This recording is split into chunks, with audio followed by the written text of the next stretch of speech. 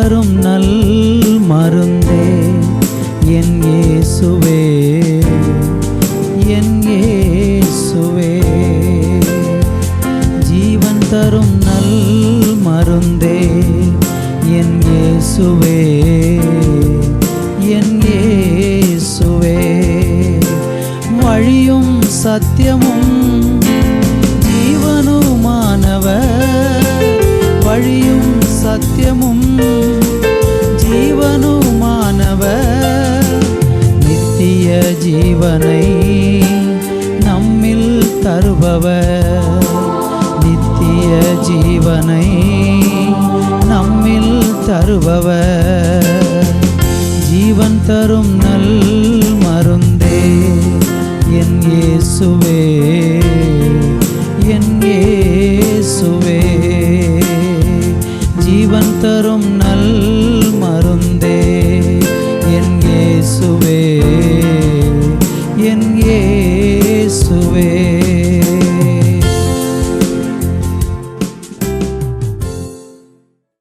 கிறிஸ்துவுக்குள் அன்பான தேவனுடைய பிள்ளைகளே, ஆண்டவராகிய இயேசு கிறிஸ்துவின் நாமத்தில் உங்களை அன்போடு கூட வாழ்த்தி வரவேற்கிறேன். இந்த நாளிலே நம்ம ஆண்டுடைய வார்த்தையை தியானிக்கப் போகிறோம். விசேஷமாக மத்தேயு எழுதின சுவிசேஷத்தில் 9ஆம் அதிகாரம் அதனுடைய 1-8 வரை உள்ள பகுதி இன்றைக்கு வாசித்து, ஆண்டவர் இன்றைக்கு நம்மோடு கூட என்ன பேசப் போகிறார் என்பதை ஜெபத்தோடு கூட நம்ம இன்றைக்கு கேட்கப் போகிறோம். இங்கே ஆண்டவராகிய இயேசு கிறிஸ்துவனுடைய ஒரு பெரிய அற்புதத்தை இந்த பகுதியில் நம்ம இன்றைக்கு தியானிக்க போகிறோம். இயேசு கிறிஸ்து இன்றைக்கும் அற்புதங்களையும் அதிசயங்களையும் செய்கிறவராக இருக்கிறார். அவரை விசுவாசிக்கிற பிள்ளைகளுடைய வாழ்க்கையில் அவர் எப்படி அற்புதங்களை செய்கிறாரு அப்படிங்கிறத இந்த சம்பவத்தின் மூலமாக இன்றைக்கி நம்ம தியானிக்க போகிறோம். இங்கே ஒரு திமிர்வாதக்காரனை ஆண்டவராக இயேசு கிறிஸ்து சுகமாக்கக்கூடிய சம்பவத்தை மையப்படுத்தி இன்றைக்கு நம்ம தியானிக்க போகிறோம். 1-8 வரை உள்ள பகுதியில் தான் நம்ம தியானிக்க போகிறோம். முதலாவது ஒவ்வொரு வசனமாக நம்ம வாசித்து நம்ம தியானிக்க போகிறோம்.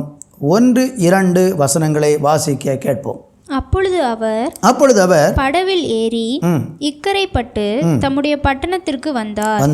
அங்கே படுக்கையிலே கிடந்த ஒரு திமிர்வாதக்காரனை அவரிடத்தில் கொண்டு வந்தார்கள். இயேசு அவர்களுடைய விசுவாசத்தை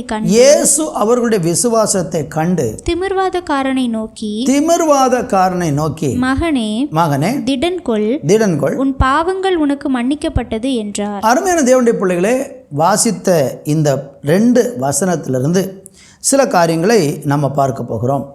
ஆண்டவராய் இயேசு கிறிஸ்து படகில் ஏறி இக்கரைப்பட்டு தம்முடைய பட்டணத்திற்கு வந்தார் என்று அங்கே எழுதப்பட்டிருக்கிறது. ஆண்டவராய் இயேசு கிறிஸ்து அதற்கு முன்பதாக கெர்கசேனர் அப்படிங்கிற நாட்டில் அவர் போய் அங்கே பிசாசினால் பிடிக்கப்பட்டிருந்து பிரேத கல்லறையில் இருந்த 2 மனிதர்களை இயேசு கிறிஸ்து சொஸ்தமாக்கி அங்கே விடுதலை கொடுக்கிறதை நம்ம பார்க்க முடிகிறது. அந்த பட்டணத்தார் ஆண்டவராய் இயேசு கிறிஸ்துவை அந்த பட்டணத்தை விட்டு வெளியே போகும்படியாக, அந்த பட்டணத்தை விட்டு நீங்கள் எங்கள் பட்டணத்தில் இருக்க வேண்டாம் என்று அவரை அங்கேருந்து அனுப்பி விடுகிறதை பார்க்கிறோம். இயேசு அந்த பிசாசு பிடித்த மனுஷனை சோமாக்கினார். அந்த மனிதர்களுக்குள்ளே இருந்த அசுத்த ஆவி பன்றி கூட்டங்களுக்குள்ளே புகுந்து அந்த பன்றிகளெல்லாம் என்ன செய்து விட்டதென்றால் செத்து போய் விட்டது. அந்த பன்றிகள் செத்து போன உடனே அந்த ஊரில் உள்ள மக்கள் என்ன செஞ்சாங்கன்னா, ஆண்டவராகிய இயேசுவை அந்த பகுதியிலிருந்து துரத்தி விட்டார்கள். நீர் எங்களுடைய பட்டணத்தை விட்டு போகும்படி அவரிடத்தில் கேட்ட உடனே இயேசு அந்த அற்புதத்தை செய்துவிட்டு திரும்பி தன்னுடைய பட்டணத்திற்கு அவர் வருகிறதை பார்க்கிறோம். அங்கே வந்த உடனே ஒரு மனுஷன், திமிர்வாதக்காரனாய் கிடக்கிற ஒரு மனுஷனை ஆண்டவரிடத்தில் கொண்டு வந்தார்கள் என்று நம்ம பார்க்கிறோம். என்னை கேட்கிற அருமையானவர்களே, இந்த மனிதனை ஏன் ஆண்டவராகிய இயேசு கிறிஸ்துவினிடத்தில் அவர்கள் கொண்டு வருகிறார்கள் என்றால், இந்த திமிர்வாத வியாதி எந்த மருத்துவத்தாலும் சுகமாக்க முடியாது என்கிற ஒரு நிலைக்கு இந்த மனுஷனுடைய கைகால்களை எல்லாம் இழக்க பண்ணி அவனாலே செயல்பட முடியாதபடிக்கு அவன் மிகுந்த பாதிப்படைந்த ஒரு மனுஷனாக காணப்பட்டான். அவனை இயேசு கிறிஸ்துவனிடத்தில் ஒரு சிலர் என்ன செய்கிறாங்கன்னா சுமந்து கொண்டு ஆண்டவரை இயேசுவினிடத்திற்கு வருகிறதை நாம் பார்க்க முடிகிறது. என்னை கேட்டுக்கொண்டிருக்கிற அருமையானவர்களே, இந்த உலகத்தில் மனுஷர்களுக்கு முடியாது என்று சொல்லக்கூடிய நிறைய காரியங்கள் இருக்கிறது. நம்ம வாழ்க்கையில் நீங்கள் பார்த்தீங்கன்னா நிறைய காரியங்கள் மனுஷனால் செய்யவே முடியாது, ஆனால் தேவனால் எல்லாம் செய்ய முடியும். நீங்கள் லூக்கா சுவிசேஷத்தில் வாசித்து பார்த்தீங்கன்னா 1ஆம் அதிகாரம் 37வது வசனத்தை நீங்கள் படித்து பார்த்தீங்கன்னா அங்கே ஆண்டவராகிய கர்த்தர் சொல்லக்கூடிய ஒரு வார்த்தை உண்டு. வாசிக்க கேட்போம். தேவனாலே கூடாத காரியம் ஒன்றுமில்லை. என்னை கேட்கிற அருமையானவர்களே, இந்த மனிதன் திமிர்வாதக்காரனாக வாழ்நாள் முழுவதும் படுக்கையிலே கிடந்து அப்படியே இயற்கையாக மரித்து போகிறது தான் சகஜம். ஆனால் இந்த மனுஷனுக்கு யாராலும் சுகம் கொடுக்க, எந்த மருத்துவர்களாலும் வைத்தியர்களாலும் சுகம் கொடுக்கவே முடியாது என்கிற ஒரு நிலையில் கிடந்த ஒரு மனுஷனை இயேசு கிறிஸ்துவின் அண்டைக்கு கொண்டு வந்தார்கள். அவனுக்கு ஆண்டவர் விடுதலை கொடுத்தார் என்று நம்ம அங்கே பார்க்க முடிகிறது. நான் உங்களை பார்த்து இன்றைக்கி சொல்ல விரும்புகிறேன், உங்கள் வாழ்க்கையில் இது யாராலுமே கூடாதுன்னு சொல்லிட்டாங்க, மருத்துவர்களால் கைவிட்டுட்டாங்க, அல்லது எந்த மனுஷனாலும் இந்த காரியம் நடக்காதுன்னு சொல்லி முடிவு கட்டிட்டாங்க. நான் என்ன செய்ய போகிறேன் என்று உங்களுக்கு அடுத்த கட்டத்தில் என்ன செய்வதுன்னு தெரியாமல் இன்றைக்கி நீங்கள் கண்ணீரோடு கூட தவித்து கொண்டிருக்கிறீங்கன்னா, நான் உங்களுக்கு சொல்லுகிறேன், உங்களால் முடியாத பிரச்சனைகளை நீங்கள் இயேசுவின் அண்டைக்கு கொண்டு வந்து பாருங்கள். அவர் எல்லாவற்றையும் முடித்து காட்டுகிற தேவனாக இருக்கிறார். தேவனால் கூடாதது ஒன்றும் இல்லை என்று நம்ம படித்தோம் அல்லவா? இன்றைக்கி ஆண்டவர் உங்களோடு கூட பேசுகிறார். உங்கள் வாழ்க்கையில் முடியாதுன்னு அநேகர் சொல்லியிருக்கலாம், நிறைய மனிதர்கள் சொல்லியிருக்கலாம், சூழ்நிலைகள் முடியாதுன்னு சொல்லியிருக்கலாம். ஆனால் இயேசு இன்னைக்கு உங்களை பார்த்து சொல்கிறாரு, உங்களுக்கு முடியாத காரியங்களை முடிய வைப்பதற்கு ஒருவர் இருக்கிறார். அவர்தான் ஆண்டவராகிய இயேசு கிறிஸ்து. உபாகம புஸ்தகத்தில் 1ஆம் அதிகாரம் 17வது வசனத்தில் நீங்கள் படித்து பார்த்தீங்கன்னா அன்றைக்கு மோசை சொல்லக்கூடிய ஒரு அருமையான வார்த்தை வாசிக்கிற, நியாயத்தில் முகதாட்சண்யம் பாராமல் பெரியவனுக்கு செவி கொடுப்பது போல சிறியவனுக்கும் செவி கொடுக்க கடவீர்கள். மனிதன் முகத்திற்கு பயப்படுவீர்களாக. நியாயத்தீர்ப்பு தேவனுடையது. உங்களுக்கு கடினமாயிருக்கும் காரியத்தை என்னிடத்தில் கொண்டு வாருங்கள், நான் அதை கேட்பேன் என்று சொல்லுகிறதை பார்க்கிறோம். என்னை கேட்கிற அருமையானவர்களே, நம்ம வாழ்க்கையில் நிறைய விஷயங்கள் கடினமான காரியமாக இருக்கிறது. ஐயோ என்னால் முடியலை, நான் எப்படி இந்த சூழ்நிலையை கடந்து போகிறேன், இதுக்கு மேலே எனக்கு ஒரு செகண்ட் அல்லது ஒரு படி கூட என்னால் மேலே முடியாது, நான் என் வாழ்க்கையில் எல்லாமே முடிஞ்சு போச்சு, என்னுடைய சரீரம் எல்லாமே போய்விட்டது, அல்லது எதிர்காலம் எல்லாமே நஷ்டமாகிவிட்டது, கேள்விக்குறியாகிவிட்டது, நான் என்ன செய்ய போகிறேன் என்று சொல்லி இன்றைக்கி நீங்கள் முடியாதுன்னு எல்லாத்தையும் முடித்து மூட்டை கட்டி வச்சிருக்கக்கூடிய விஷயத்தை கூட ஆண்டவராகி தேவன் திரும்பவும் உயிர்ப்பித்து உயிர் கொடுத்து உங்கள் வாழ்க்கையில் மறுபடியும் அற்புதம் செய்ய வல்லவராக இருக்கிறாரு. இந்த திமிர்வாதக்காரனை அவங்க எங்கே கொண்டு வந்தாங்கன்னா இயேசு கிறிஸ்துவின் இடத்தில் கொண்டு வந்தாங்க. உங்கள் பிரச்சனைக்கு இயேசு கிறிஸ்துவனிடத்தில் கொண்டு வாங்க, உங்கள் வியாதியை இயேசு கிறிஸ்துவனிடத்தில் கொண்டு வாங்க, உங்கள் கடன் பிரச்சனை இயேசு கிறிஸ்துவனிடத்தில் கொண்டு வாங்க, உங்கள் பாவத்திலிருந்து நீங்கள் வாழ்ந்து கொண்டிருக்கிறீங்களே, விடுதலை இல்லாமல் தவிக்கிறீங்களே, அந்த பிரச்சனையை இயேசுவனிடத்தில் கொண்டு வாங்க. யாராலுமே முடியாதுன்னு சொன்ன விஷயத்தை கூட நீங்கள் இயேசுவனிடத்தில் கொண்டு வாங்க. இயேசு கிறிஸ்து உங்கள் வாழ்க்கையில் அற்புதம் செய்ய வல்லவராக இருக்கிறார். மார்க் எழுதின சுவிசேஷத்தில் நீங்கள் 5ஆம் அதிகாரம் 25, 26 வசனங்களை நீங்கள் வாசித்து பார்க்கும்போது அங்கே ஒரு பெண்ணை குறித்து பைபிள் சொல்லுகிறது. வாசிக்க கேட்போம். அப்பொழுது 12 வருஷமாக பெரும்பாடுள்ள ஒரு ஸ்திரீ அநேக வைத்தியர்களால் மிகவும் வருத்தப்பட்டு தனக்கு உண்டானவைகளை எல்லாம் செலவழித்தும் சற்றாகிலும் குணமடையாமல் அதிகமாக வருத்தப்படுகிற பொழுது இயேசுவை குறித்து கேள்விப்பட்டு நான் அவருடைய வஸ்திரங்களை ஆகிலும் தொட்டால் சொஸ்தமாவேன் என்று சொல்லி ஜனக்கூட்டத்துக்குள்ளே அவருக்கு பின்னாக வந்து அவருடைய வஸ்திரத்தை ஒரு பெரிய அற்புதம் இந்த பெண்ணுக்கு நடக்கிறது. 12 வருடங்களாக பெரும்பாடு உள்ள ஒரு ஸ்திரீ என்று அவளை பற்றி சொல்லப்பட்டிருக்கிறது.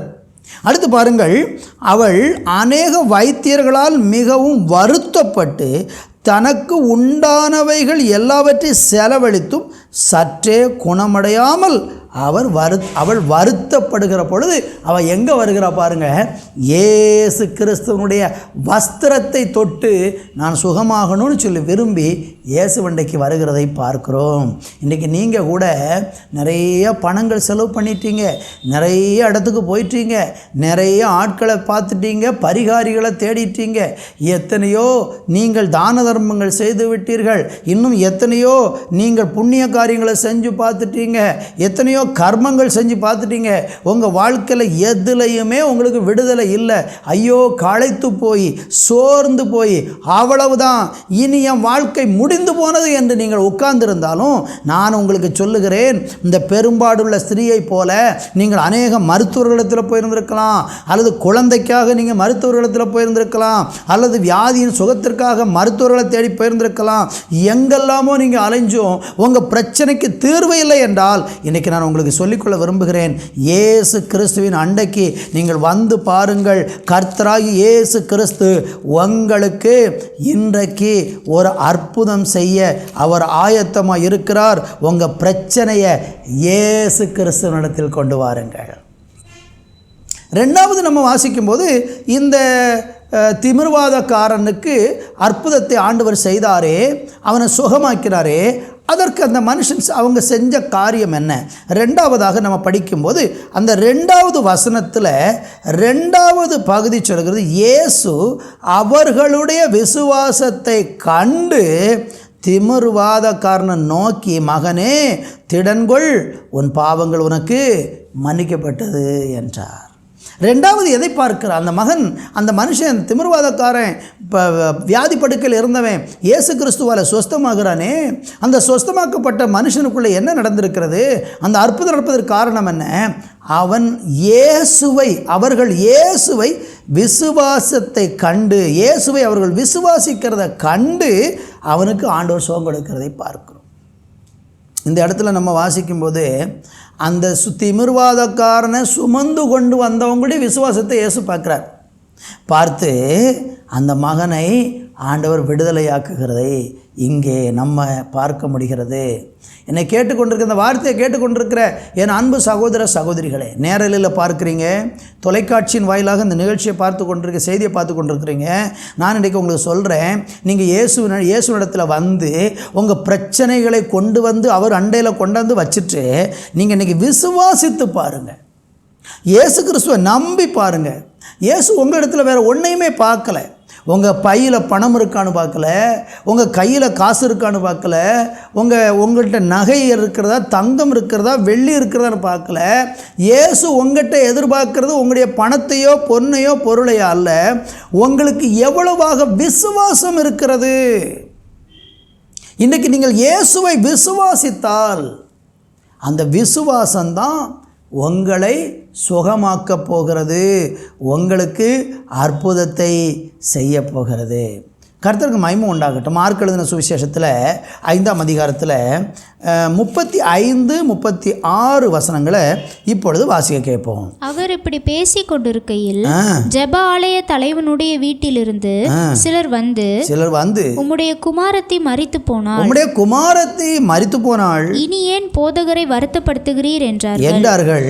அவர்கள் சொன்ன வார்த்தையை இயேசு கேட்ட உடனே ஜெப ஆலய தலைவனை நோக்கி, பயப்படாதே, விசுவாசம் உள்ளவனாய் இரு. இங்கே பார்த்தீங்கன்னா ஜெப ஆலய தலைவனாகிய யவிரு என்கிற ஒரு மனுஷன், அவனுடைய மகளுக்கு கொடிய வியாதி, அவள் மரிப்பதற்கு மரணத்துக்கு ஏதுவான சூழ்நிலையில் கிடக்கும் பொழுது இந்த யவிரு இயேசுவினிடத்திற்கு ஓடி வருகிறான்.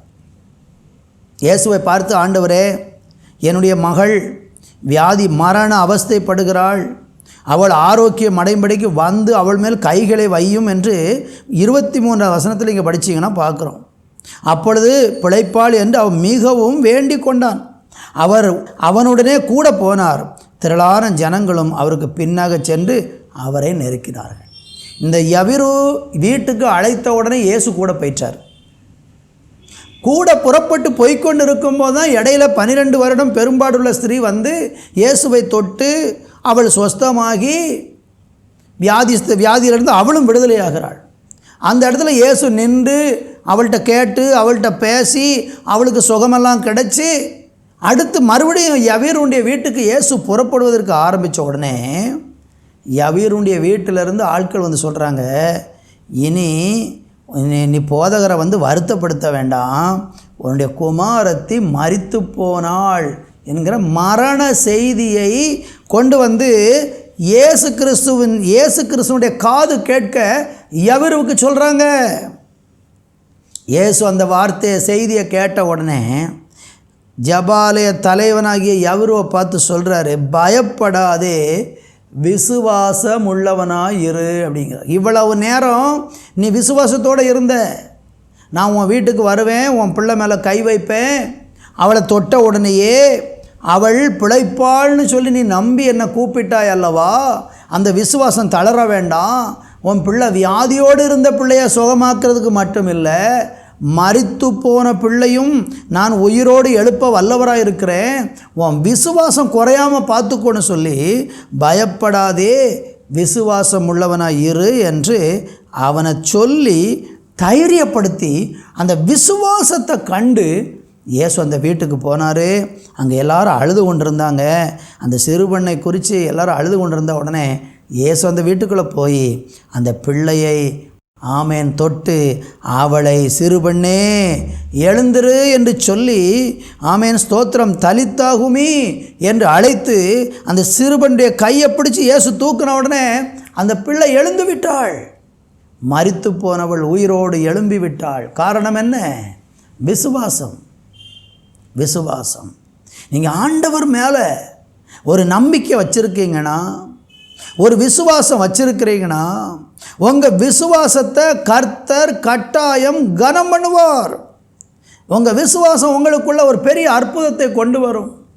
தேவனிடத்தில் வருகிறவர்கள் தேவன் உண்டென்றும் தன்னை நம்புகிறவர்களுக்கு அவர் நன்மை செய்கிறார் என்றும் விசுவாசிக்கணும்னு எபிரேயர் 11 எழுதப்பட்டிருக்கிறது. ஆண்டவரிடத்தில் வரீங்களா? உங்கள் பிரச்சனைகளோடு வரீங்களா? உங்கள் வியாதி, உங்கள் போராட்டம், உங்களுக்கு இருக்கிறதான சூழ்நிலைகளோடு இயேசு வண்டைக்கு வரீங்களா? வரும் பொழுது உங்கள்கிட்ட கர்த்தர் என்ன பார்க்குறார் தெரியுமா?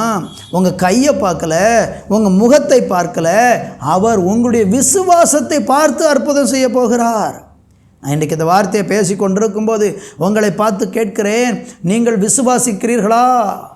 இயேசுவை விசுவாசிக்கிறீர்களா? இயேசு உங்களுக்கு அற்புதம் செய்வார் என்று விசுவாசிக்கிறீர்களா? செய்த பிறகு விசுவாசிக்க வேண்டிய அவசியம் இல்லை.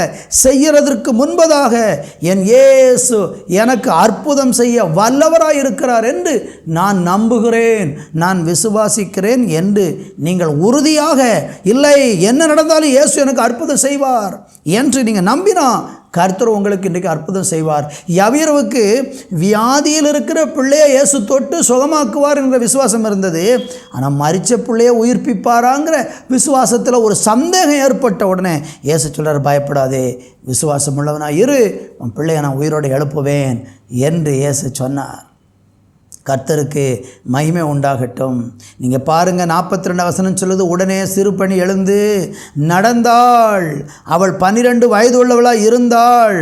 அவர்கள் மிகுந்த ஆச்சரியப்பட்டு பிரமித்தார்கள். காரணம், யவீருவனுடைய விசுவாசம் அவனுடைய பிள்ளையை மரணத்தை விட்டு உயிரோடு எழும்ப பண்ணியது. இன்றைக்கு இயேசு உங்களுக்கு அற்புதம் செய்ய ரெடியாக இருக்கிறாரு. அவருடைய வல்லம் என்றைக்கும் குறையலை, அவருடைய அதிசயம் இன்றைக்கு நின்று போகலை. அவர் இன்றைக்கும் நேற்றும் இன்றும் என்றும் மாறாதவராக இருக்கிறார். அவர் இன்றைக்கும் அற்புதத்தை செய்ய முடியும், என்றைக்கும் அற்புதம் செய்ய முடியும். ஆனால் நமக்கு தேவை என்ன? அந்த தேவன் மேலே ஒரு ஆழமான விசுவாசம். கர்த்தருக்கு மகிமை. இன்னும் நீங்கள் மத்தேயு சுவிசேஷத்தில் வரும்போது இந்த ஸ்தோத்திரம் திமிர்வாதக்காரனாகிய மனுஷனுக்கு ஆண்டவர் சுகத்தை கொடுக்கிறதுக்கு முன்பதாக அவனை பார்த்து ஒன்று சொல்கிறாரு. 2வது வசனத்தின் 2வது பகுதி சொல்லுகிறது, இயேசு அவர்களுடைய விசுவாசத்தை கண்டு திமிர்வாதக்காரனை நோக்கி, மகனே திடன்கொள், உன் பாவங்கள் உனக்கு மன்னிக்கப்பட்டது என்று சொன்னான். என்னை கேட்கிற அருமையானவர்களே, இவன் திமிர்வாதக்காரனாக படுத்து கிடக்கிறான். அவனுக்கு வியாதியத்தான சுகமாக்கணும். ஆனால் இயேசு என்ன சொல்கிறாரு? உன் பாவங்கள் உனக்கு மன்னிக்கப்பட்டதுன்னு சொல்கிறாரு. வியாதிக்கும் பாவத்துக்கும் ஏதாவது தொடர்பு இருக்கிறதா? இருக்கிறது. பாவம் ஒரு மனுஷனுடைய வாழ்க்கையில் சாபத்தை கொண்டு வரும். பாவம் ஒரு மனுஷனுடைய வாழ்க்கையில் வியாதியை கொண்டு வரும். பாவம் ஒரு மனுஷனுடைய வாழ்க்கையில் கொடுமையான வேதனைகளை கொண்டு வரும். பாவம் சாதாரணமானது அல்ல. நிறைய பேர் பாவத்தை சாதாரணமாக எடுத்துக்கொள்கிறாங்க, குடிக்கிறாங்க, வெறிக்கிறாங்க, அருவருப்பான அசுத்தமான தீமையான பாவங்களை துணிகரமாக செய்கிறாங்க. ஆனால் பாவம் ஒரு மனுஷனுடைய வாழ்க்கையில் பின் விளைவுகளை கொண்டு வரும். அது யாராக இருந்தாலும், எப்படிப்பட்ட மனிதனாக இருந்தாலும், பாவம் ஒரு மனுஷனை கட்டாயமாக பாதிக்கும் என்பதை தயவு செய்து நீங்கள் மறந்து விடாதீர்கள். கர்த்தருக்கு மகிமை உண்டாகட்டும். ரோமர்கள் நிருபம் 6ஆம் அதிகாரம் 23வது வசனத்தில் நீங்கள் படித்து பார்த்தீங்கன்னா அங்கு வேதம் சொல்லுகிறது, பாவத்தின் சம்பளம் மரணம், தேவனுடைய கிருபை வரமோ நம்முடைய கர்த்தராகிய இயேசு கிறிஸ்துவினால் உண்டான நித்திய ஜீவன் என்று சொல்லப்பட்டிருக்கிறது. பாவத்துக்கு ஒரு சம்பளம் இருக்கிறது. இந்த மனுஷன் மரணத்துக்கு ஏதுவான வியாதியில் அந்த பாவத்தினால் பாதிக்கப்பட்டு மரணத்தின் படுக்கையில் கிடந்தான். இயேசு முதலாவது அவனுக்கு செய்தது என்ன? உன் பாவம் உனக்கு மன்னிக்கப்பட்டது என்று இயேசு சொன்னார். என்னை கவனிக்கிற அருமையானவர்களே, நீங்கள் சில நேரம் சில பிரச்சனைகளில் சிக்கியிருக்கிறீங்க. நீங்கள் கொடிய ரோகத்தில் பாதிக்கப்பட்டிருக்கலாம். சில நேரங்களில் உங்கள் வீட்டில் எதுலேயுமே ஒரு மேன்மை இல்லை, எல்லாத்தையும் இழந்து போய்கிட்டே இருக்கிறீங்க. ஆசீர்வாதம் இல்லை, சந்தோஷம் இல்லை, சமாதானம் இல்லை, வாழ்க்கையே பாழாய் போய் கொண்டிருக்கிறது. நீங்கள் என்னதெல்லாமோ வழி தேடிட்டீங்க, வழி கண்டுபிடிக்க முடியல. என்ன பிரச்சனைன்னு தெரியலை. யாரோ உங்களுக்கு விரோதமாக செய்வன வச்சுட்டாங்களா, அல்லது ஏதோ செஞ்சிட்டாங்களா, இப்படியெல்லாம் சந்தேகப்பட்டுக்கிட்டு இருக்கிறீங்க. நல்லா கவனிங்க, நம்முடைய பிரச்சனைக்கு காரணம் நம்ம தான், நம்முடைய பாவம்தான். ஒரு மனுஷனுடைய வாழ்க்கையில் பாவம் பெரிய பாதிப்பை கொண்டு வரும். எசேக்கியேல் தீர்க்கதரிசன புஸ்தகத்தில் 18ஆம் அதிகாரம் 4வது வசனத்தை வாசிக்க கேட்போம். இதோ எல்லா ஆத்துமாக்களும் என்னுடையவைகள், எல்லா ஆத்துமாக்களும் என்னுடையவைகள். தகப்பனின் ஆத்துமா எப்படியோ அப்படியே மகனின் ஆத்துமாவும் என்னுடையது. பாவம் செய்கிற ஆத்துமா, நல்ல கவனியுங்கள், வேதம் சொல்லுகிறது பாவம் செய்கிற ஆத்துமா சாகும் அப்படின்னு ஆண்டவர் சொல்கிறார். ஒரு பாவத்தினுடைய விளைவை பார்த்தீங்களா, அது நிறைய மனுஷனுடைய வாழ்க்கையில் அழிவை கொண்டு வருகிறது. எனவே பாவம் சாதாரணமானதல்ல. அது உங்கள் குடும்பத்தை அழிச்சிரும், உங்கள் பிள்ளைகளுடைய எதிர்காலத்தை அழிச்சிரும், உங்களுடைய தொழிலை அழிச்சிரும், உங்கள் சரீரத்தை அழித்து விடும், உங்களுக்கு வருகிற வருமானத்தை கெடுத்து விடும், உங்களுடைய சிந்தனையை கெடுக்கும், மனதை கெடுக்கும், வாழ்நாள் முழுவதும் வாழ்க்கையவே கெடுத்து கடைசியில் பாவம் ஒரு மனுஷனை கொண்டு நரகத்தில் தள்ளிவிடும். பாவத்தின் சம்பளம் மரணம் என்று சொல்லப்பட்டிருக்கிறது. என்னை கேட்டுக்கொண்டிருக்கிற அருமையான தேவனுடைய பிள்ளைகளே, பாவத்தோடு விளையாட வேண்டாம். பாவம் ஒரு ஆபத்தானது. அது ஆரம்பத்தில் இனிப்பாக தெரியும், அது பின்பு பெரிய கசப்பை வாழ்க்கையில் உண்டாக்கும். எபேசியர்களின் நிருபத்திலே ஸ்தோத்திரம் 1ஆம் அதிகாரம் 7வது வசனத்தை நீங்கள் படித்து பார்த்தீங்கன்னா, கர்த்தராகி இயேசு கிறிஸ்துவின் நாமத்தினால நமக்கு எப்படிப்பட்ட ஒரு விடுதலை இயேசு வச்சிருக்கிறாரு, வாசிக்க கேட்போம். அவருடைய கிருபையின் ஐஸ்வரியத்தின்படியே இவருடைய இரத்தத்தினாலே, நல்லா கவனிங்க, இவருடைய இரத்தத்தினாலே பாவ மன்னிப்பாகிய மீட்பு இவருக்குள் நமக்கு உண்டாயிருக்கிறது. வசனம் என்ன சொல்லுகிறது? இயேசு கிறிஸ்துவினுடைய இரத்தத்தினால ஒரு மனுஷனுக்கு பாவ மன்னிப்பு உண்டு. இன்னைக்கு பாவத்தில் வாழ்ந்துக்கிட்டு இருக்கீங்களா? பிரச்சனைக்கு ஏன் காரணம் தெரியலையா? நோய்க்கு காரணம் தெரியலையா? திண்மையான காரியங்கள் வீட்டில் நடக்கிறதே, அந்த திண்மையான காரியங்களுக்கான காரணம் புரியலையா? உங்கள் பிரச்சனைக்கு காரணம் பாவம்தான். நீங்கள் பாவத்தை விட்டு மனம் திரும்பிட்டீங்கனாலே, அல்லது பாவம் மன்னிப்பு பெற்றுட்டிங்கனாலே உங்கள் வாழ்க்கையோட எல்லா பிரச்சனையும் சரியாகிவிடும். முதலாவது அதுதான் அவசியம். அதனால இந்த திமிர்வாதக்காரனை பார்த்து இயேசு உனக்கு நான் சுகம் கொடுக்குறேன்னு சொல்லாமல் உன் பாவம் மன்னிக்கப்பட்டது என்று இயேசு சொன்னார். நீங்கள் 3, 4, 5, 6 வசனங்கள் எல்லாம் படித்து பாருங்கள். அதில் 6வது வசனத்தை நம்ம வாசிக்கும்போது, பூமியிலே பாவங்களை மன்னிக்க மனுஷகுமாரனுக்கு அதிகாரம் உண்டென்பதை நீங்கள் அறிய வேண்டும் என்று சொல்லி திமிர்வாதக்காரனை நோக்கி, நீ எழுந்து உன் படுக்கை எடுத்துக்கொண்டு உன் வீட்டுக்கு போ என்று இயேசு சொன்னார். இயேசுவுக்கு என்ன அதிகாரம் இருக்கிறது? பாவங்களை மன்னிக்கிறதற்கான அதிகாரம். நம்ம செய்கிற தப்பை, நம்ம எவ்வளவு பயங்கரமான பாவம் செஞ்சுருந்தாலும் இந்த உலகத்தில் பாவத்தை மன்னிக்கிறதுக்கு ஒரே ஒருத்தருக்கு தான் அதிகாரம் உண்டு. அவர் தான் ஆண்டவராக இயேசு கிறிஸ்து. நீங்கள் கேட்கலாம், இயேசுவை தவிர வேறு யாருக்கும் பாவத்தை மன்னிக்கிறதுக்கு அதிகாரம் இல்லையா என்று கேட்டிங்கன்னா, அதிகாரம் இல்லவே இல்லை. காரணம், அவர் மட்டும்தான் இந்த உலகத்தில் பாவம் இல்லாதவர். பூமியில் பிறக்கிற எல்லா மனுஷனும் பிறவியிலே பாவி. ஒரு மனுஷன் பிறந்த பிறகு, வளர்ந்த பிறகு அவன் செய்கிற கிரியைகள் மாத்திரம், செய்கிறதுனால மாத்திரம் பாவம் இல்லை. அவன் பிறக்கும் போதே இந்த பூமியிலே பாவியாகத்தான் பிறக்கிறான். தாயின் வயிற்றில் இருந்து நம்ம கர்ப்பத்திலிருந்து வெளியே வரும்போதே நம்ம பாவியாக தான் பிறக்கிறோம். என்ன பாவம்? அதுதான் ஆதாமுனுடைய பாவம். ஆதாம், முதல் மனுஷனாகி ஆதாம் செய்த பாவம் அந்த இரத்தத்தின் வழியாக எல்லாருக்கும் வருகிறது. எல்லாரும் பாவியாகவே பிறக்கிறாங்க. அந்த பாவத்திலிருந்து விடுதலை யார் தருவா? பாவம் இல்லாதவர் தான் தர முடியும். யாரெல்லாமோ உங்கள் தப்பை மன்னித்து நான் உங்களை மன்னிக்கிறேன்னு சொன்னாலும் யாரும் மன்னிக்கிறதுக்கு அதிகாரம் கிடையாது. இயேசு ஒருத்தர் தான் நம்முடைய பாவங்களை மன்னிக்க முடியும். வேறு ஒருவருக்கும் அந்த அதிகாரம் இல்லை என்பதை நீங்கள் மறந்து போயிடாதீங்க. இயேசு வண்டைக்கு வந்தால் மட்டும்தான் உங்களுக்கு பாவ மன்னிப்பு கிடைக்கும். அவரால் மாத்திரம்தான் மன்னிப்பு தரும். ரோமர் 5ஆம் அதிகாரம் 8வது வசனத்தை வாசிக்க கேட்போம். நாம் பாவிகளாய் இருக்கையில், நல்லா கவனிங்க, நாம் பாவிகளாய் இருக்கையில் கிறிஸ்து நமக்காக மரித்ததினாலே தேவன் நம்மேல் வைத்த தமது அன்பை அப்போ நம்ம பாவியா இருக்கிறதுனால இயேசு நம்மளை விட்டுறல. நம்மளை பாவத்திலிருந்து விடுதலை ஆக்கிறதுக்கு இயேசு சிலுவையில் மரிச்சிருக்கிறார். நம்ம செஞ்ச தப்புக்கு நாம் தண்டிக்கப்பட வேண்டிய இடத்துல நமக்காக இயேசு தண்டிக்கப்பட்டிருக்கிறார். நமக்காக இயேசு பாடுபட்டிருக்கிறார். நமக்காக இயேசு மரித்திருக்கிறார். அப்படின்னா நாம் பாவிகளாக இருக்கையில் கிறிஸ்து நமக்காக மரித்ததினாலே தேவன் நம்மேல் வைத்த அன்பை விளங்க பண்ணினார் என்று சொல்லப்பட்டிருக்கிறது.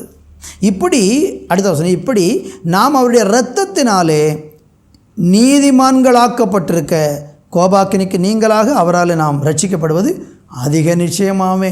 அப்போ இயேசு கிறிஸ்துவின் இரத்தத்தினால தெய்வம் நம்மளை நீதிமான்களாக மாற்றுகிறார். என்னை கேட்டுக்கொண்டிருக்க அருமையானவர்களே, நீங்கள் எவ்வளோ பெரிய பாவம் செஞ்சு யாருமே உங்களை மன்னிக்க முடியாத குற்றத்தை நீங்கள் செஞ்சுருந்தாலும் உங்களை மன்னித்து பரிசுத்தமாக்கி நீதிமான்களாக மாற்றுவதற்கு ஒருவர் உண்டு. அவர்தான் ஆண்டவராகிய இயேசு கிறிஸ்து.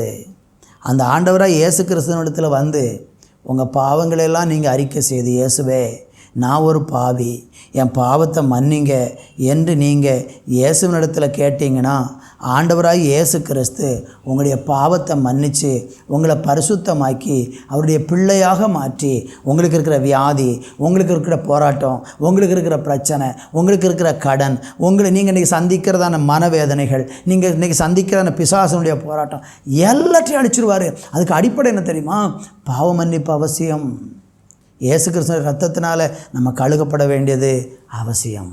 அடுத்ததாக கடைசியாக நம்ம பார்க்கும்போது அந்த மனுஷனை பார்த்து ஆண்டவர் சொல்கிறாரு, நீ எழுந்து படுக்கை எடுத்துக்கொண்டு உன் வீட்டுக்கு போ அப்படின்னு சொன்னார்.